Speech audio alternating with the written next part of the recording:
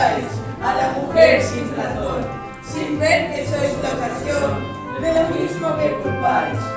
Si con ansia sin igual solicitáis su desdén, ¿por qué queréis que obren bien si las incitáis al mal?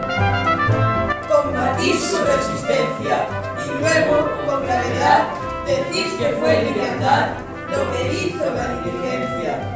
Parecer quiere de nuevo, de vuestro parecer loco, al niño que pone el coco y luego le tiene miedo.